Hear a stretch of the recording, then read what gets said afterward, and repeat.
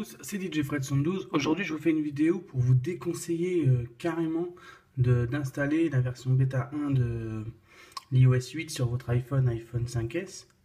Donc pourquoi? Bah déjà, malgré que j'avais enregistré mon appareil chez un développeur, j'ai quand même rencontré l'activation impossible auprès d'Apple. Donc certes, ça a été résolu, mais j'ai quand même un petit peu galéré.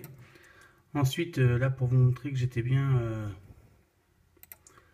sous l'iOS 8. Voilà. Euh, donc là, pour vous montrer, donc au début, on est content, hein, on l'a installé, on a les nouvelles options d'iOS 8. Bug report. D'ailleurs, que pour les développeurs, pour dire à Apple ce qui va pas, je pense qu'ils vont avoir du boulot. J'aimais bien l'option pour les mails.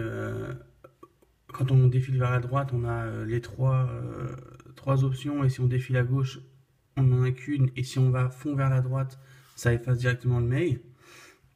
Le problème que j'ai rencontré dans le mail, c'est que quand vous faites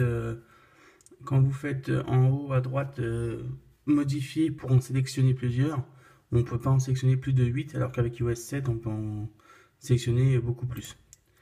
Donc ça, c'était les options en haut du lock screen qu'on peut modifier, donc rajouter et enlever. Bon, j'ai rien trouvé d'intéressant là-dedans, en tout cas, pour ma part.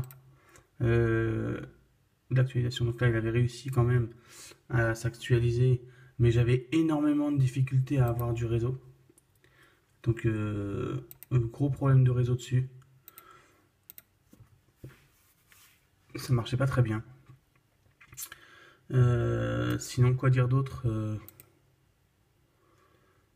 Ça, j'avais bien aimé en haut les ajouts récents.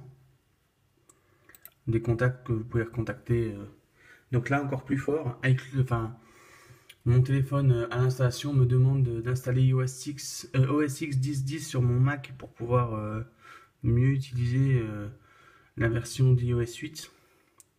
J'avais trouvé ça pas mal. Premier bug, là, donc je regarde une vidéo qui était sur YouTube, partagée sur Facebook.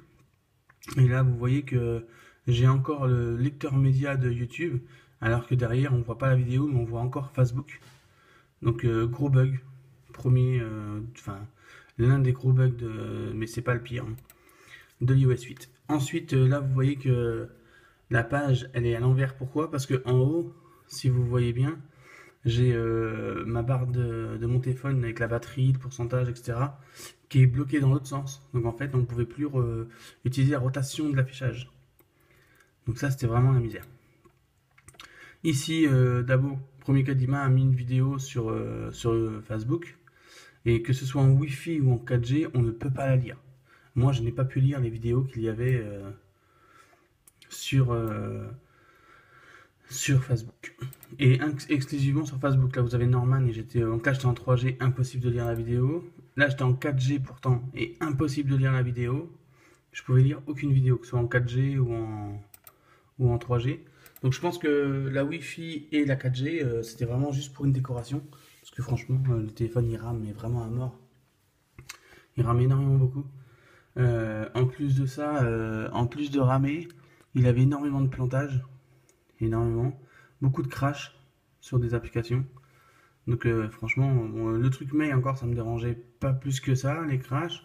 Là, le coup du Facebook, vite fait, hein, franchement, il se bloque dans un sens et pas dans l'autre.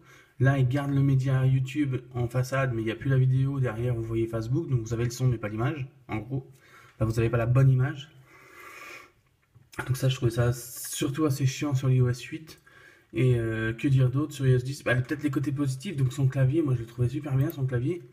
Quand vous écriviez, bon, mis à part le fait qu'il n'arrêtait pas de partir le clavier, ça c'est chiant. Vous commencez à écrire et il se barre, il faut le ramener et il reprend où c'est que vous en étiez. Ça c'était un peu chiant, mais sinon le clavier en lui-même il est pas mal. Il faudrait qu'il travaille un peu là-dessus pour garder ce clavier-là. Ça je trouvais ça vraiment, vraiment top. Mais à part ça et le traitement photo, tout le reste, honnêtement pour moi c'est du gadget. Et il n'y a pas de grosses améliorations sur iOS 8. En tout cas de bénéfique et utile. Voilà, vraiment utile. Donc moi je vous dis, à part le clavier et cette option et le bit message aussi, quand vous avez jailbreaké votre téléphone, si vous l'avez déjà jailbreaké, vous avez bit SMS qui est en haut, qui vous permet de répondre à un message sans quitter une application. Et celui-ci marche très bien. Ça, faut être honnête, ça marche bien. Bon, après, faut en avoir l'utilité. Moi, je sais que ça me change pas mes habitudes. En revanche, c'est vraiment les 2 ou 3 seuls vraiment changements que j'ai appréciés sur iOS 8. Mais je ne pense pas le remettre avant la version officielle. Donc, j'ai galéré pour repasser en version 7.1.1. D'abord parce que j'arrêtais pas d'avoir l'erreur 14. Et je l'ai eu au moins 6 ou 7 fois. J'ai essayé sous Mac, sous Windows, avec un iTunes différent, etc., etc. Et en fait, j'ai fini par restaurer par la version téléchargée sur iTunes, donc officielle de l'Apple Store. Et là, ça a marché. Donc honnêtement, je vous avoue que j'ai un peu flippé sur ce coup-là parce qu'il restait un petit peu, il restait bloqué sur le mode iTunes en fait, mon téléphone. Donc je pouvais réinstaller les iOS 8, mais pas d'iOS 7.1.1. Et ça, franchement, c'était un petit peu la galère. Pourtant, niveau manipulation, je l'ai déjà fait plusieurs fois, donc je pense pas que ça venait de ma manipulation. Je pense plutôt que c'est le fichier téléchargé donc sur le site. Donc là, iOS 7.8, le downgrade donc de l'iOS 7. Je pense que c'est lui, le restore là, qui était vraiment. Il doit y avoir un souci sur ce fichier-là. Donc si vous voulez repasser en 7.1.1, la meilleure solution, honnêtement, ce serait de vous connecter à iTunes. Il vous dit faites les mises à jour et n'allez pas télécharger un fichier sur un site, ça sert à rien. Prenez celui fourni par Apple. Je pense que ce sera vraiment plus simple pour vous, pour votre téléphone surtout.